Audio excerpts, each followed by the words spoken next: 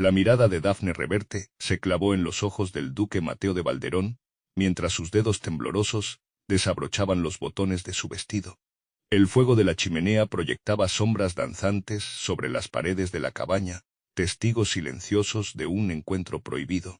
«Ve despacio, duele», susurró ella con voz quebrada, revelando cicatrices que iban más allá de su piel.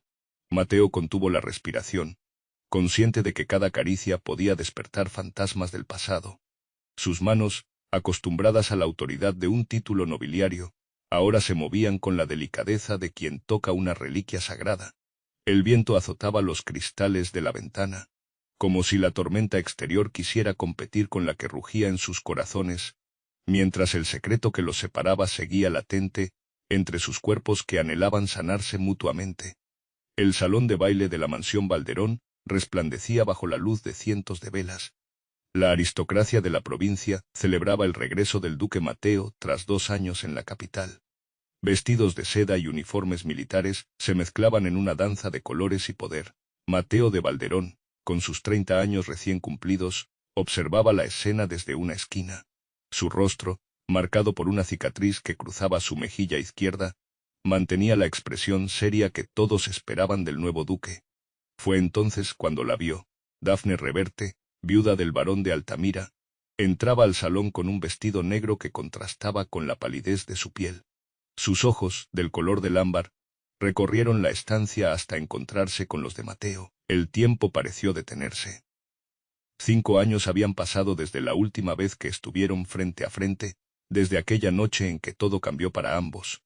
Mateo avanzó entre los invitados. Las conversaciones se apagaban a su paso, conscientes todos de la historia que unía al duque con la viuda de Altamira. «Señora Reverte», saludó con una reverencia. «Es un placer verla después de tanto tiempo». Dafne hizo una leve inclinación. Sus labios, tensos en una línea recta, apenas se movieron al responder. «Excelencia», una palabra, fría como el hielo. Pero cuando Mateo le ofreció su brazo para el primer baile, como dictaba la tradición con la dama más noble presente, Dafne se acercó a su oído. «Ve despacio, duele», susurró con voz apenas audible. Aquellas palabras, pronunciadas con una mezcla de advertencia y súplica, despertaron en Mateo recuerdos que había intentado enterrar. No sabía entonces que ese susurro cambiaría el rumbo de sus vidas para siempre. La mansión de los Alarcón se erguía imponente sobre la colina que dominaba el valle. Construida 3 siglos atrás, sus muros de piedra gris habían sido testigos de generaciones de nobles que habían forjado la historia de la región. Ahora, bajo la luz mortecina del atardecer, Mateo contemplaba la propiedad desde el camino. Tras el baile, había recibido una invitación de don Rodrigo Alarcón, tío de Dafne y actual custodio de la mansión familiar. La nota, escrita con la caligrafía temblorosa del anciano, solicitaba su presencia para discutir asuntos que conciernen al pasado y futuro de nuestras familias. El mayordomo, un hombre de expresión pétrea, lo guió por pasillos adornados con retratos de antepasados hasta un estudio en la planta baja. Allí, sentado junto a la chimenea, don Rodrigo lo esperaba. «Duque de Valderón», saludó el anciano sin levantarse. «Agradezco su visita». Mateo tomó asiento frente a él. La habitación olía a libros antiguos y madera pulida. «¿Dónde está su sobrina?», preguntó sin rodeos. Don Rodrigo sonrió con tristeza. «Dafne prefiere la soledad de su cabaña en Bosque Ocre. Rara vez visita la mansión desde lo de Julián». El nombre cayó entre ellos como una piedra en aguas tranquilas. Julián de Altamira, el difunto esposo de Dafne y antiguo amigo de Mateo. «Han pasado 3 años desde su muerte», continuó don Rodrigo, «y temo que mi sobrina sigue atrapada en ese día». Mateo apretó los puños sobre sus rodillas. «¿Por qué me ha llamado, don Rodrigo?». El anciano extrajo de un cajón un pequeño cofre de madera labrada. «Porque Julián dejó algo para usted. Algo que debía entregarle cuando regresara a la provincia». Al abrir el cofre, Mateo encontró un anillo con el escudo de los Altamira y una nota sellada con cera roja. «Léala cuando esté solo», aconsejó don Rodrigo. «Y recuerde que en esta mansión, las paredes guardan secretos que podrían destruir a ambas familias». La cabaña de Bosque Ocre apenas merecía tal nombre. Era, en realidad, un pequeño pabellón de caza que había pertenecido a los Reverte durante generaciones. Alejada de caminos principales y oculta entre robles centenarios, ofrecía el refugio que Dafne necesitaba. Sentada frente al pequeño escritorio, Dafne repasaba las cuentas de la propiedad que aún conservaba tras la muerte de Julián. Su cabello castaño, antes siempre recogido en elaborados peinados, caía ahora en una trenza simple sobre su hombro. A sus 28 años, su rostro mantenía la belleza que la había hecho célebre en su juventud, pero una sombra de tristeza velaba permanentemente sus ojos. El ruido de cascos la alertó. Nadie visitaba la cabaña, excepto su doncella Luisa, que llegaba cada 3 días con provisiones. Y no era día de visita. Desde la ventana, vio a un jinete desmontar. La figura alta y elegante del duque de Valderón era inconfundible incluso a distancia. Dafne sintió que el aire abandonaba sus pulmones. Cuando abrió la puerta, Mateo ya esperaba con el sombrero en la mano. «¿Qué haces aquí?», preguntó ella, sin molestarse en ocultar su hostilidad. «Tu tío me entregó algo de Julián». Dafne palideció. Se apartó permitiéndole entrar, pero mantuvo la distancia entre ambos. La cabaña era austera.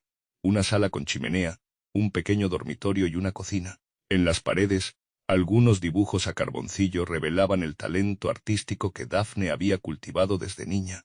«Nunca entendí por qué elegiste vivir aquí», comentó Mateo, observando el lugar. «Porque aquí no tengo que fingir», respondió ella, sirviéndose una copa de vino. «No tengo que sonreír cuando quiero gritar, ni tengo que soportar miradas de lástima. ¿Y las miradas de culpa? También las evitas». Dafne bebió un sorbo antes de responder. «La culpa es una compañía constante, Mateo. La tuya, la mía. La de todos los que estuvimos aquella noche». Mateo contemplaba el fuego de la chimenea, mientras Dafne leía la carta de Julián. Cada crujido del papel era como un latigazo en su conciencia. No siempre había sido así. Hubo un tiempo en que Mateo de Valderón representaba todo lo que un joven noble debía ser. Educado en las mejores escuelas, diestro con la espada, respetado por sus iguales, hasta aquella fatídica noche de hace 3 años. La cicatriz en su mejilla izquierda, resultado de aquel enfrentamiento, era apenas un recordatorio físico de heridas mucho más profundas, heridas que sangraban cada vez que recordaba el rostro de Julián en sus últimos momentos. «Sabía que estaba muriendo», dijo Dafne, rompiendo el silencio. «Esta carta la escribió el día antes de...». Su voz se quebró. Mateo resistió el impulso de acercarse a consolarla. «¿Qué dice?», preguntó, aunque temía la respuesta. Dafne dobló cuidadosamente la carta. «Dice que te perdona, y que yo debería hacer lo mismo». Una risa amarga escapó de los labios de Mateo. «¿Perdonarme? Después de lo que hice?» «Lo que hicimos», corrigió ella. «Yo también estaba allí, Mateo». El duque se levantó, incapaz de permanecer quieto bajo el peso de aquellas palabras. «Yo empuñé la espada, yo le herí. En defensa propia». Julián no estaba en sus cabales esa noche. Mateo la miró fijamente. «No intentes absolverme, Dafne. He vivido con esta culpa durante 3 años, y la llevaré hasta la tumba». Ella se acercó entonces, con la carta de Julián aún en sus manos. «Todos cargamos nuestras culpas, Mateo. Pero quizás ha llegado el momento de intentar vivir con ellas, en lugar de dejar que nos destruyan». Pasó una semana antes de que Mateo se atreviera a escribirle. La carta, breve y formal, solicitaba permiso para visitarla nuevamente, para discutir asuntos relacionados con las últimas voluntades del varón. Una excusa transparente que ambos comprendían. La respuesta de Dafne llegó al día siguiente. Una simple línea: «Mañana al atardecer, ven solo». El duque cabalgó hasta Bosque Ocre con el corazón martilleando en su pecho. Esta vez, Dafne lo esperaba en el exterior, vestida con sencillez, pero con una elegancia innata que ni siquiera el luto había logrado apagar. Caminaron en silencio por un sendero que se adentraba en el bosque. Las hojas secas crujían bajo sus pasos, único sonido en aquella tarde dorada de principios de otoño. «He estado pensando en la carta de Julián», dijo finalmente Dafne. En sus palabras sobre el perdón. Mateo asintió, sin atreverse a interrumpirla. «Quiero intentarlo, Mateo. Quiero intentar perdonarte. Y perdonarme». Se detuvieron junto a un pequeño arroyo. La luz del atardecer se filtraba entre las ramas, dibujando patrones dorados sobre el agua. «¿Por qué ahora?», preguntó él. «Después de 3 años». Dafne lo miró directamente a los ojos por primera vez desde su reencuentro. «Porque estoy cansada de vivir a medias. Y porque quizás tú eres el único que puede entender realmente lo que pasó aquella noche». Mateo extendió su mano hacia ella, un gesto tentativo que contenía años de remordimientos y anhelos silenciados. Entonces empecemos de nuevo, propuso con voz suave. La siguiente vez que Mateo visitó la cabaña, una tormenta amenazaba en el horizonte. Nubes oscuras se acumulaban sobre las copas de los árboles, mientras él desmontaba frente a la puerta. Daphne había preparado té, y dispuesto 2 sillones frente a la chimenea encendida. El ambiente era diferente, menos tenso que en encuentros anteriores. Encontré esto entre las pertenencias de Julián, dijo ella, mostrándole un libro de cuentas. Mateo lo examinó con cuidado. Era el registro de las inversiones que él y Julián habían realizado juntos años atrás, antes de que todo se torciera. Las minas de plata en Villafranca, murmuró, pasando las páginas. Creí que Julián había vendido su parte. Nunca lo hizo, y según estos documentos, la mitad de esas minas te pertenece ahora. Mateo cerró el libro, confundido. ¿Por qué me muestras esto? Daphne se acercó a la ventana. Afuera, las primeras gotas de lluvia comenzaban a caer. Porque quiero entender quién era realmente mi esposo. El hombre con quien me casé parece muy diferente del que murió aquella noche. La lluvia arreció, golpeando con fuerza los cristales. Mateo se levantó y se situó junto a ella, manteniendo una distancia prudente. Julián era mi mejor amigo, dijo con voz grave. Era brillante, generoso, apasionado. Hasta que algo cambió en él. ¿Cuándo? Preguntó Daphne, aunque sospechaba la respuesta. Después de vuestro matrimonio. Se volvió posesivo, desconfiado, empezó a beber más de la cuenta. Un relámpago iluminó la estancia, seguido por el estruendo de un trueno. La tormenta estaba sobre ellos. No podrás regresar a Valderón con este tiempo, observó Daphne. Sus miradas se encontraron, cargadas de un significado que ninguno se atrevía a expresar en voz alta. Puedo dormir en el establo, ofreció Mateo. Daphne negó lentamente. Hay un catre en la habitación de servicio. Te traeré mantas. Aquella noche, separados apenas por una delgada pared, ambos permanecieron despiertos escuchando la respiración del otro, entre el rugido de la tormenta. Los encuentros se volvieron más frecuentes durante las semanas siguientes, siempre con excusas relacionadas con documentos, propiedades o asuntos legales que resolver. Pretextos que ambos sabían insuficientes para justificar las horas que pasaban juntos. Una tarde, mientras compartían una botella de vino en el pequeño porche de la cabaña, Daphne se atrevió a preguntar lo que llevaba semanas rondando su mente. ¿Qué sentiste por mí antes de que me casara con Julián? La pregunta cayó entre ellos como una piedra en aguas tranquilas. Mateo contempló su copa, buscando las palabras adecuadas. Te amaba, respondió finalmente, con una honestidad que solo el vino podía propiciar. Desde el primer baile en casa de los Mendoza, cuando tenías apenas 18 años. Daphne cerró los ojos, como si aquella confesión le doliera físicamente. ¿Por qué nunca dijiste nada? Julián se me adelantó, y cuando vi cómo lo mirabas, Mateo dejó la frase en el aire. Él era mi mejor amigo, Daphne, y parecías feliz. Lo fui al principio, admitió ella.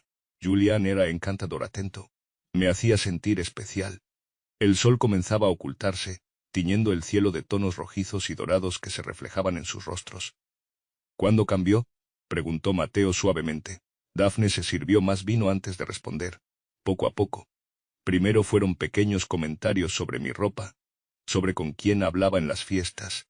Luego no quería que visitara a mi familia sin él. Y finalmente, su voz se quebró. Mateo esperó, dándole el espacio que necesitaba. La primera vez que me golpeó fue después de un baile en Valderón, continuó ella, con voz apenas audible. Me acusó de mirarte demasiado. Dijo que seguía enamorada de ti. Mateo sintió que el aire abandonaba sus pulmones. Daphne, yo nunca supe. Nadie lo sabía. Me volví experta en ocultar moretones con polvos y vestidos de cuello alto. En un impulso, Mateo tomó su mano. Para su sorpresa, ella no la retiró. Lo que pasó aquella noche en la cabaña, comenzó él. No fue culpa tuya, interrumpió Daphne. Julián estaba fuera de sí. Si no te hubieras defendido, te habría matado. Sus dedos se entrelazaron mientras el último rayo de sol desaparecía tras las montañas, llevándose con él parte del peso que ambos habían cargado durante años. La duquesa viuda de Valderón, doña Leonor, recibió a Mateo en su salón privado con la frialdad que caracterizaba sus encuentros desde la muerte de su esposo. He oído rumores, dijo sin preámbulos. Dicen que visitas con frecuencia a la viuda de Altamira. Mateo permaneció impasible. Tenemos asuntos legales que resolver. En una cabaña aislada en el bosque, La duquesa arqueó una ceja perfectamente delineada. No me tomes por tonta, hijo. Se levantó y caminó hasta un secreter de madera labrada. De uno de sus cajones extrajo un pequeño fajo de cartas atadas con una cinta negra. Julián me escribió durante los meses previos a su muerte, explicó, entregándoselas a Mateo. Deberías leerlas. Esa misma noche, encerrado en su estudio, Mateo leyó las cartas con creciente horror. En ellas, Julián describía su descenso a los celos obsesivos, su convicción de que Dafne y Mateo mantenían un romance secreto, y su determinación de recuperar su honor a cualquier precio. La última carta, fechada apenas 2 días antes de su muerte, contenía una frase que heló la sangre de Mateo. Si confirmo mis sospechas, uno de los dos deberá morir. Quizás ambos. Al día siguiente, cabalgó hasta Bosque Ocre con las cartas en su bolsillo. Encontró a Dafne pintando en el exterior de la cabaña, aprovechando la luz de la mañana. Necesito mostrarte algo, dijo, entregándole las cartas. Dafne las leyó en silencio, su rostro palideciendo progresivamente. Planeaba matarnos, susurró finalmente. Aquella noche en la cabaña no fue un arrebato, vino con intención de... No pudo terminar la frase. Mateo se arrodilló frente a ella, tomando sus manos entre las suyas. Lo que ocurrió fue en defensa propia, Dafne. Ahora tenemos prueba de ello. Ella negó lentamente. Estas cartas solo confirman lo que ya sabíamos, pero no cambian el hecho de que su sangre está en nuestras manos. En las mías, corrigió Mateo, yo empuñé la espada. Dafne apretó sus manos con fuerza. Estábamos juntos en eso, y seguimos estándolo ahora. La invitación al té con la duquesa viuda llegó a la cabaña una semana después. Dafne la observó con recelo, conociendo la reputación de doña Leonor como manipuladora implacable. El carruaje ducal la recogió puntualmente. Durante el trayecto hasta la mansión Valderón, Dafne repasó mentalmente las posibles razones para este encuentro. Ninguna de ellas tranquilizadora. La duquesa la recibió en su salón privado, un espacio elegante decorado en tonos azules y dorados que reflejaban el poder y la riqueza de la familia. Querida, qué placer verte recuperada, saludó doña Leonor con una sonrisa que no alcanzaba sus ojos. El luto te sentaba bien, pero es hora de mirar hacia el futuro. Dafne aceptó la taza de té que le ofrecían, manteniendo su expresión neutra. Siempre miro hacia el futuro, Excelencia. Precisamente de eso quería hablarte, continuó la duquesa. He recibido una propuesta de matrimonio para ti. Dafne casi derramó su té. Disculpe, el conde de Montemar busca esposa. Es viudo, 50 años sin hijos. Una oportunidad excelente para una mujer en tu situación. Mi situación no requiere solución, señora, respondió Dafne con frialdad. Estoy perfectamente cómoda con mi independencia. La duquesa dejó su taza sobre la mesa con un golpe seco. Hablemos claramente. Tu relación con mi hijo está causando escándalo. Si valoras su posición y la tuya, aceptarás esta propuesta y te marcharás a Montemar. ¿Y si no lo hago? Los ojos de doña Leonor se entrecerraron peligrosamente. Entonces me veré obligada a revelar ciertas verdades sobre la muerte de tu esposo, verdades que ni tú ni Mateo queréis que salgan a la luz. Dafne se levantó, temblando de indignación. Está usted amenazándome. Estoy protegiéndoos a ambos, corrigió la duquesa. Tienes 3 días para decidir.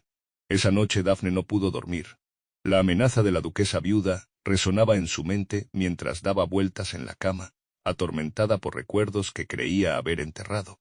Se levantó al amanecer y sacó del fondo de un baúl el diario que había mantenido durante su matrimonio. Sus páginas contenían el registro detallado del descenso de Julián hacia los celos enfermizos y la violencia, escrito con la letra temblorosa de quien teme ser descubierta. Hojeó hasta la última entrada, escrita la mañana del día fatal. Temo por mi vida. Julián ha encontrado las cartas que nunca envié a Mateo. Dice que me llevará a la cabaña de Bosque Ocre esta noche para terminar con todo. He dejado esta nota con Luisa, para que la entregue a las autoridades si no regreso. Dafne cerró el diario. Nunca había llegado a entregar esa nota. Cuando todo terminó, con Julián desangrándose en el suelo de la cabaña y Mateo herido a su lado, había recuperado el diario y lo había ocultado, temerosa de las consecuencias. Un golpe en la puerta interrumpió sus pensamientos. Era Mateo, con el rostro pálido y tenso. Mi madre te ha propuesto matrimonio con Montemar, ¿verdad? Dafne asintió, invitándolo a entrar. ¿Cómo lo supiste? Montemar vino a verme esta mañana, para pedir mi bendición como cabeza de la familia que acogió a la tuya, Tras la muerte de tus padres, se sentaron frente a la chimenea apagada, el diario aún en el regazo de Dafne. ¿Qué vamos a hacer, Mateo? Tu madre amenaza con revelar lo que pasó aquella noche. Él tomó sus manos, notando entonces el diario. ¿Qué es esto? Mis fantasmas, respondió Dafne. Quizás ha llegado el momento de enfrentarlos juntos. La lluvia golpeaba con fuerza los cristales de la cabaña cuando Mateo terminó de leer el diario. Su rostro reflejaba una mezcla de horror y dolor que partió el corazón de Dafne. ¿Por qué nunca me dijiste hasta dónde había llegado?, preguntó con voz quebrada. Podría haberte ayudado. Dafne se acercó a él, sentándose a su lado en el pequeño sofá. Julián era tu mejor amigo, y yo tenía vergüenza, Mateo. Me sentía culpable por seguir amándote en silencio. La confesión quedó suspendida entre ellos, tan pesada y real como la tormenta que azotaba el exterior. Yo también te he amado siempre, admitió Mateo, acariciando su mejilla con dedos temblorosos, incluso cuando intentaba odiarte por elegirlo a él.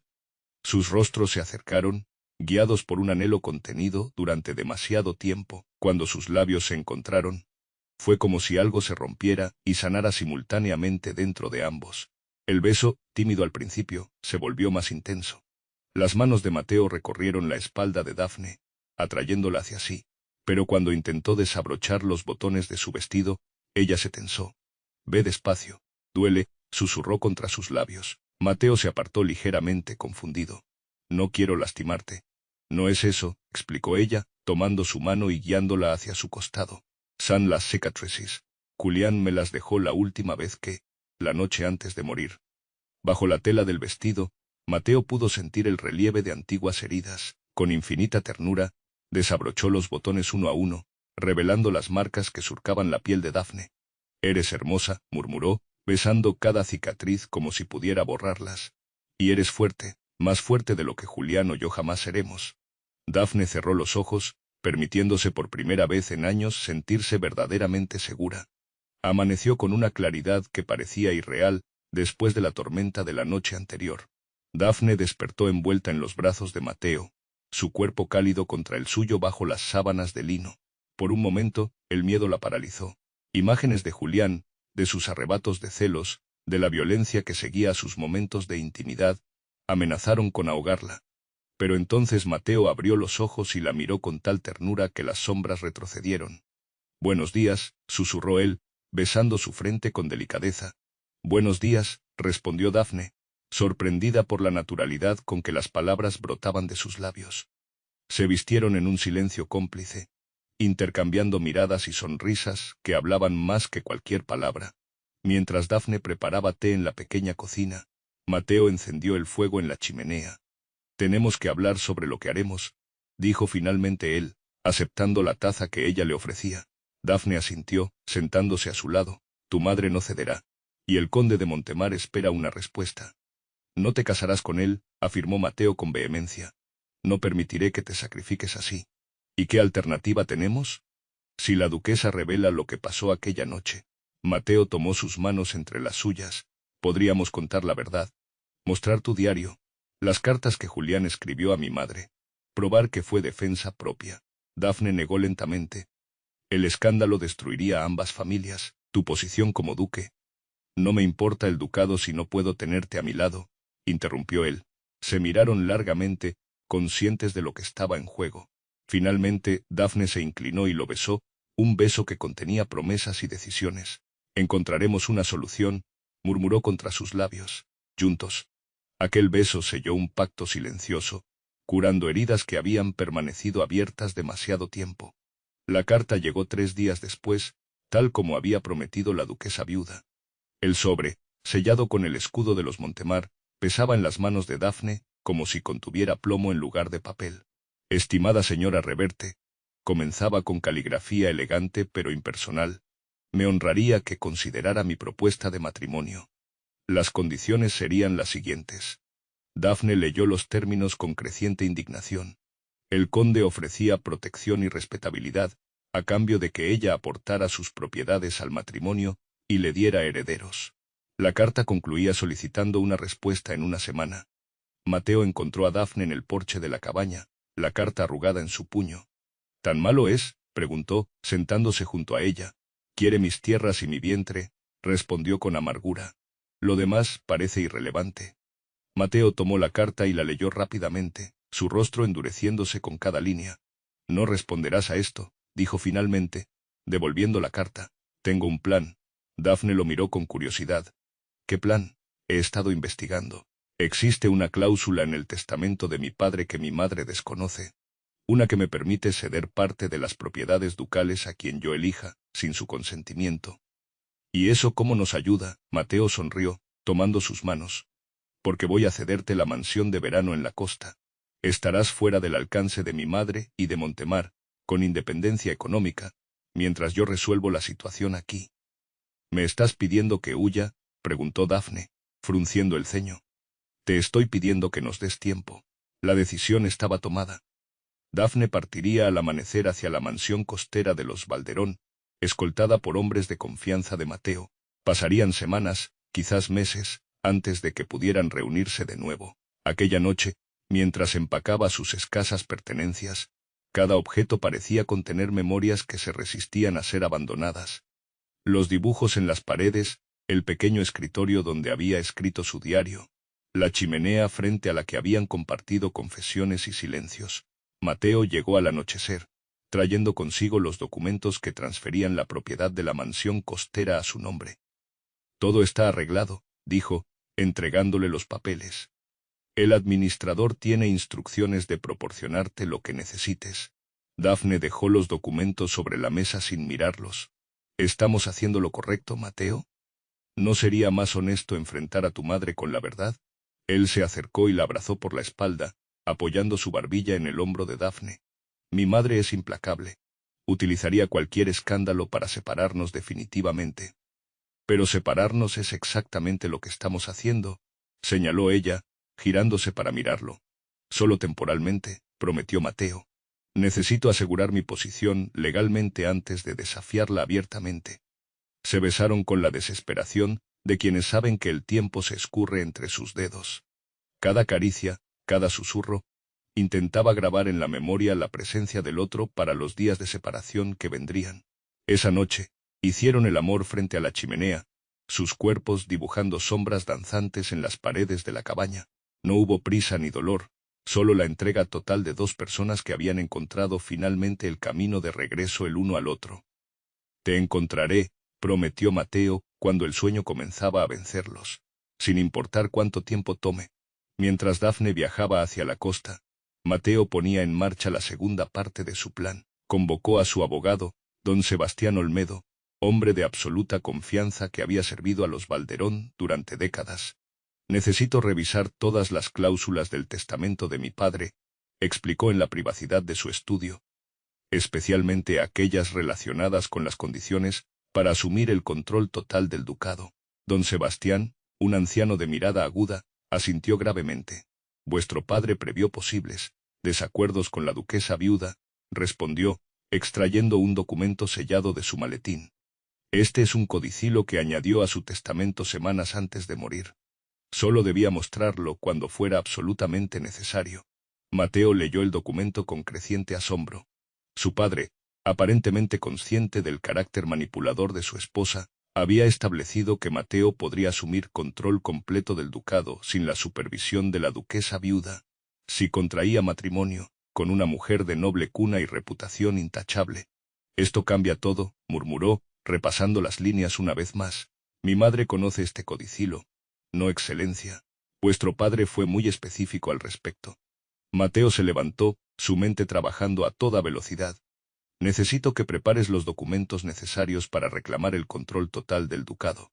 Y también, se detuvo, considerando cuidadosamente sus siguientes palabras. También necesito que investigues los antecedentes legales para anular cualquier compromiso matrimonial que mi madre pudiera haber arreglado en mi nombre. Don Sebastián esbozó una sonrisa cómplice. Debo entender que su excelencia tiene planes de matrimonio propios. Mateo asintió, permitiéndose por primera vez en semanas sentir esperanza.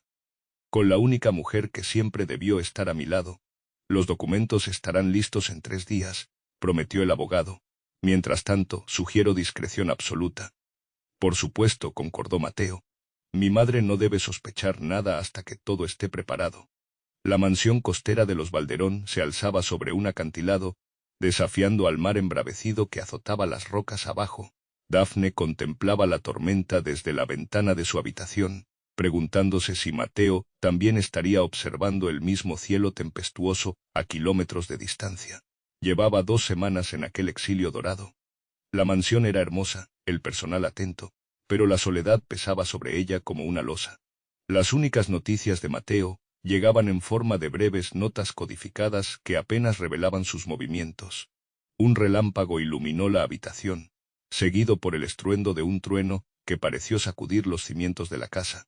Dafne se estremeció, recordando otra noche de tormenta en la cabaña de bosque ocre. El golpe en la puerta la sobresaltó. Era Martín, el mayordomo. Señora, hay un jinete en la entrada. Dice que trae noticias urgentes del duque. Con el corazón acelerado, Dafne siguió al mayordomo hasta el recibidor. Allí, empapado y exhausto, un joven mensajero le entregó un sobresellado con el escudo de los Valderón. La nota era breve pero contundente. Mi madre ha descubierto nuestro plan. Ha enviado hombres a buscarte. Debes partir inmediatamente hacia el puerto. Un barco llamado Esperanza te espera. El capitán tiene instrucciones. Te alcanzaré allí en 2 días. Con todo mi amor, Dafne levantó la mirada hacia el mensajero. ¿Cuánto tiempo tenemos? Muy poco, señora. Los hombres de la duquesa estaban a mediodía de camino cuando partí. Prepare el carruaje, ordenó al mayordomo. Partimos ahora mismo. Mateo enfrentó a su madre en el salón principal de la mansión Valderón. La duquesa viuda, elegante incluso en su furia, lo observaba con ojos entrecerrados. Has traicionado a tu familia, acusó, su voz gélida, por una mujer que estuvo implicada en la muerte de su propio esposo. Conoces perfectamente las circunstancias de esa muerte, respondió Mateo, manteniendo la calma. Las cartas de Julián que guardabas lo prueban. La duquesa palideció ligeramente. No sé de qué hablas. Las cartas donde Julián confesaba sus intenciones de matar a Dafne, y posiblemente a mí también. Un silencio tenso se instaló entre ellos. Finalmente doña Leonor suspiró. Julián era inestable, es cierto. Pero eso no justifica lo que hiciste. Ni lo que pretendes hacer ahora. ¿Y qué pretendo hacer, madre? Casarte con ella. Deshonrar la memoria de tu amigo, tomando a su viuda como esposa. Mateo extrajo el codicilo del testamento de su padre, y lo colocó sobre la mesa entre ambos. Tengo todo el derecho legal de hacerlo. Y de asumir el control total del ducado sin tu supervisión. La duquesa leyó el documento, su rostro transformándose en una máscara de incredulidad. Tu padre no pudo hacer esto. Lo hizo, y es legalmente vinculante. Doña Leonor se levantó, su dignidad intacta a pesar del golpe recibido. Si te casas con ella, nunca lo aprobaré. Nunca la aceptaré como duquesa de Valderón. No necesito tu aprobación, madre. Solo tu respeto por las decisiones que tomo como duque. La duquesa lo miró largamente, como evaluando a un adversario. Has cambiado, Mateo. Ya no eres el hijo que crié. Tienes razón, concordó él. He aprendido a luchar por lo que realmente importa, igual que tú me enseñaste. Una sombra de orgullo renuente cruzó el rostro de doña Leonor. Ve a buscarla entonces. Pero no esperes que las cosas sean fáciles cuando regreséis. El carruaje ducal avanzaba por el camino principal hacia la mansión Valderón. Dentro, Dafne contemplaba el paisaje con una mezcla de ansiedad y determinación. 2 meses habían pasado desde su huida precipitada, 2 meses de incertidumbre que culminaron con el reencuentro con Mateo, en el pequeño puerto de pescadores, donde había permanecido oculta. ¿Estás segura de esto?, preguntó Mateo, apretando suavemente su mano. Aún podemos esperar, dar tiempo a que mi madre se acostumbre a la idea. Dafne negó con firmeza. Hemos esperado demasiado tiempo ya. Es hora de enfrentar nuestros fantasmas definitivamente. La mansión apareció ante ellos, imponente bajo el sol de la tarde. En la entrada, para sorpresa de ambos, la duquesa viuda los esperaba, flanqueada por el personal de la casa. Mateo descendió primero y ayudó a Dafne a bajar del carruaje. Juntos, avanzaron hacia doña Leonor, cuyos ojos evaluaban cada detalle de la mujer que su hijo había elegido. Bienvenida a Valderón, señora Reverte, saludó la duquesa con formalidad, aunque sin calidez. Gracias por recibirme, excelencia, respondió Dafne con igual cortesía. La duquesa se volvió hacia su hijo. He ordenado preparar las habitaciones del ala este para tu prometida. La boda puede realizarse en 2 semanas, tiempo suficiente para los preparativos adecuados. Mateo intercambió una mirada sorprendida con Dafne. Agradecemos tu consideración, madre. No me malinterpretes, aclaró doña Leonor. Sigo desaprobando esta unión. Pero soy consciente de que no puedo impedirla, y prefiero que se realice con la dignidad que corresponde a nuestro nombre. Con esas palabras, la duquesa se giró y entró en la mansión, dejando a la pareja momentáneamente sin palabras. Bueno, murmuró finalmente Dafne, supongo que es un comienzo. Mateo besó su mano con ternura. El comienzo de nuestra nueva vida. La víspera de la boda, Dafne regresó sola a la cabaña de Bosque Ocre. Necesitaba cerrar ese capítulo antes de comenzar uno nuevo junto a Mateo. La pequeña construcción permanecía tal como la habían dejado meses atrás. Recorrió cada rincón, recordando tanto los momentos de dolor como los de esperanza vividos entre aquellas paredes. Sobre la mesa, colocó su diario y las cartas de Julián que Mateo había recuperado de su madre. Junto a ellos, la espada con la que Mateo se había defendido aquella fatídica noche, manchada aún con la sangre seca de Julián. Dafne encendió una vela y la acercó a los papeles. Las llamas devoraron rápidamente el pasado escrito, convirtiendo en cenizas los testimonios de aquellos años oscuros. La espada requirió más tiempo. La envolvió cuidadosamente en tela y la enterró bajo el roble que crecía junto a la cabaña, marcando el lugar con una pequeña piedra. Cuando terminó, el sol comenzaba a ponerse. Se sentó en el porche, igual que había hecho tantas veces, pero ahora con una sensación de ligereza que no había experimentado en años. Sabía que te encontraría aquí. La voz de Mateo la sobresaltó. Él se acercó y se sentó a su lado, contemplando también el atardecer. Necesitaba despedirme, explicó Dafne. De la cabaña. ¿De quién fui aquí? De los miedos que me mantenían prisionera. Mateo tomó su mano, entrelazando sus dedos con los de ella. ¿Y ahora? Dafne sonrió, con una serenidad recién descubierta. Ahora estoy lista para comenzar de nuevo, contigo. Un año después, la cabaña de Bosque Ocre había cambiado, ampliada y renovada, se había convertido en un refugio luminoso donde la duquesa de Valderón pasaba largas temporadas pintando, mientras su esposo atendía los asuntos del ducado. Aquella mañana de primavera, Dafne contemplaba el bosque desde el nuevo porche.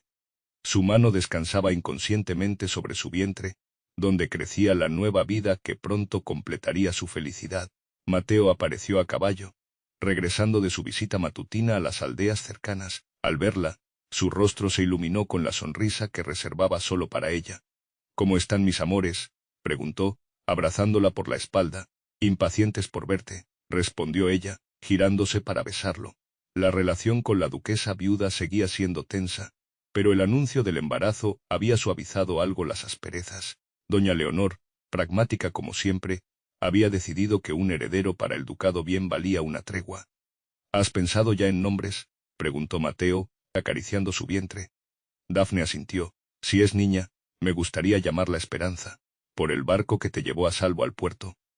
Por lo que representó en nuestras vidas, corrigió ella. Un nuevo comienzo cuando todo parecía perdido. Juntos, contemplaron el amanecer sobre Bosque Ocre, el lugar que había presenciado su dolor y ahora era testigo de su felicidad.